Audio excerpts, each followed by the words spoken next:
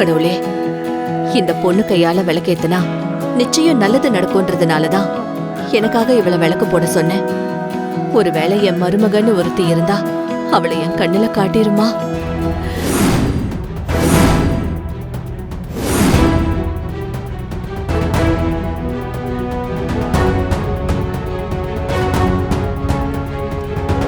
சாமி, அம்பிகா அம்மா என்ன வேண்டியிருந்தாலும் அது கண்டிப்பா நடக்கணும்.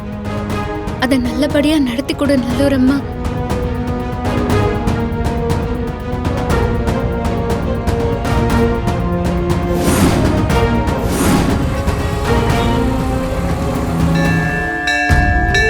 கடவுளே, அம்பிகா அம்மா சொன்னபடி விளக்கேத்தியாச்சு.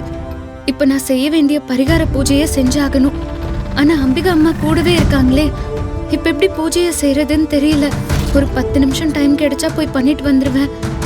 ஏதாவது ஒரு வழி காட்ட மாட்டியா?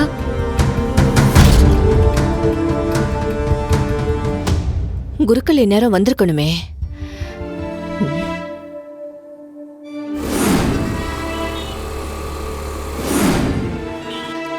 மகா, நீ ஒரு நிமிஷம் இருமா, நான் இப்ப வந்துடுறேன். சரிம்மா, இரு வரேன்.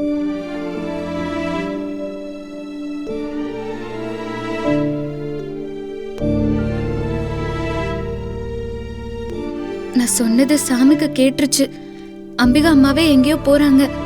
அவங்க போயிட்டு வரதுக்குள்ள நானும் சீக்கிரமே பரிகார பூஜையை முடிச்சிட்டு வந்துடுறேன்.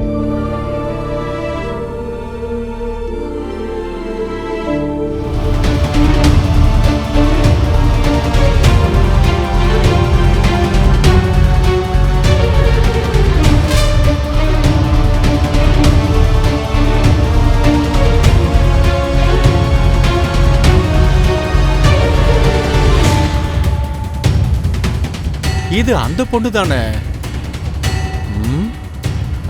அந்த அம்மா இந்த பொண்ணு தானே தேடிக்கிட்டு இருந்தாங்க. அந்த அம்மாவும் கோவில தானே இருக்கேன்னு போன் பண்ணாங்க. இந்த பொண்ணு கோவிலுக்கு வந்திருக்கு. இத உடனே போய் அந்த அம்மா கிட்ட சொல்லணும்.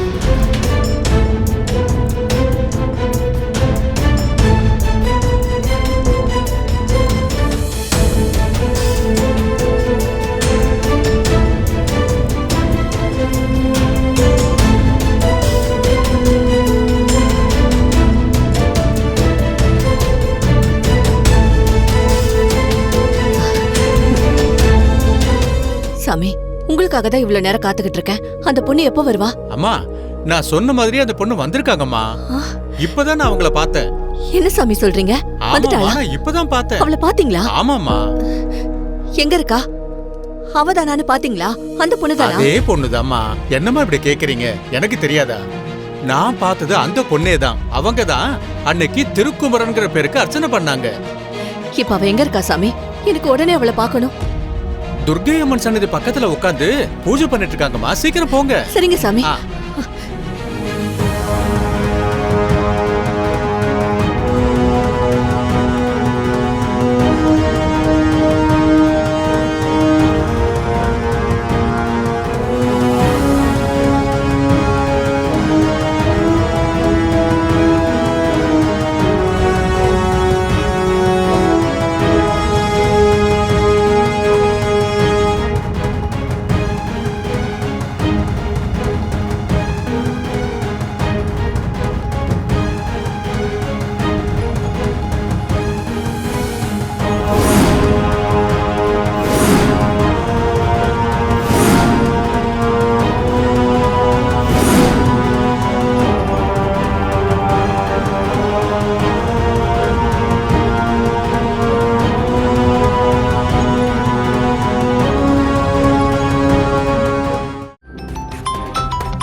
பரத்வாஜ் சாமிகள் கூப்பிடுறாரே.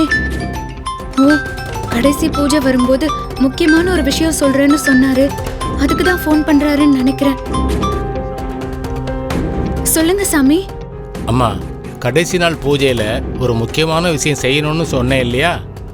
அதுக்கு தாம்மா ஃபோன் பண்ணேன். சொல்லுங்க சாமி. இத்தனை நாள் நீ வீட்டில் வச்சு பூஜை பண்ணது ரொம்ப சந்தோஷம். ஆனா இனிமே நீ செய்ய போற கடைசி நாள் பூஜைய இப்ப 2 பூஜை நீ செஞ்சியே, அதே வடிவுடையம்மன் கோயில்ல வச்சு நீ செய்யணும். அது மட்டும் இல்லாம நீ பூஜை செய்யும் போது உன் புருஷனும் கூட இருக்கணும்.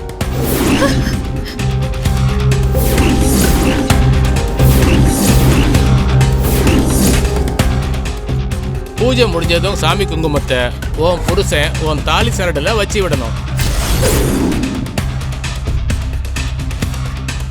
நீ அவர் காலில் விழுந்து ஆசீர்வாதம் வாங்கணும். இது ரொம்ப முக்கியம்.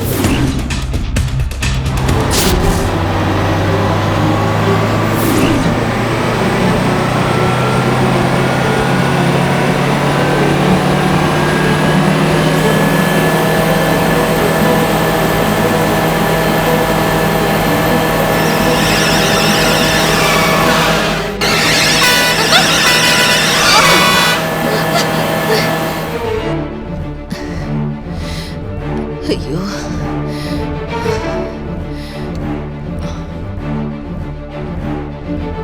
இந்தாங்கம்மா, தண்ணி குடிங்கம்மா.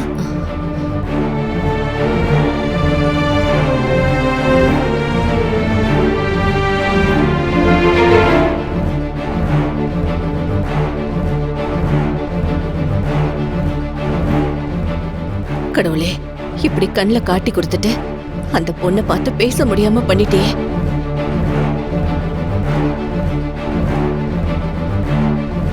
திரும்பவும் மூச்சு திணறல் வந்துருச்சு அம்மா? இல்ல மகா, கோவில்ல புகை ஒத்துக்கல, அதோட நடந்து வந்தனா கொஞ்சம் மயக்கம் வந்துருச்சு. நீ பயப்படுறதுக்கெல்லாம் ஒண்ணும் இல்ல. அப்போ நீங்க போனதுக்கு அப்புறம் அந்த பொண்ணு என்கிட்ட வந்து ஒன்னு கேட்டா. சாமி, உங்ககிட்ட ஒண்ணு கேட்கணும். சொல்லுமா. அவர் உயிருக்கு ஒரு கண்டம் இருக்குன்னு சொன்னாங்க. அதுக்கு தான் 18 நாள் பரிகார பூஜையை நான் பண்ணிட்டு இருக்கேன். அந்த பரிகார பூஜையோட கடைசி பூஜைய அவரையும் கூட்டிட்டு வந்து இந்த கோவில்ல வச்சு பண்ணணும். நாளைக்கு அந்த பூஜைய நான் இந்த கோவில்ல வச்சு பண்ணிக்கலாமா? தாராளமா பண்ணிக்கலாமா. இதே மாதிரி எத்தனையோ பேரு இந்த கோவில்ல வந்து பரிகாரம் பண்ணுவாங்க. தாராளமா நீ நாளைக்கு வந்து பூஜையை பண்ணிக்கமா. நாளைக்கு ரொம்ப விசேஷமான நாள். மீனாட்சி சுந்தரேஸ்வரர் பார்வதி திருக்கல்யாணம் வரை ஏற்பாடா இருக்கு. நீ உன் புருஷனை கூட்டிக்கிட்டு கண்டிப்பா வாமா. சரிங்க சாமி. அந்த பொண்ணு அப்படியா சொன்னா? அவ பரிகார பூஜை பண்ணிட்டு இருக்கிறதா சொன்னாலா சாமி?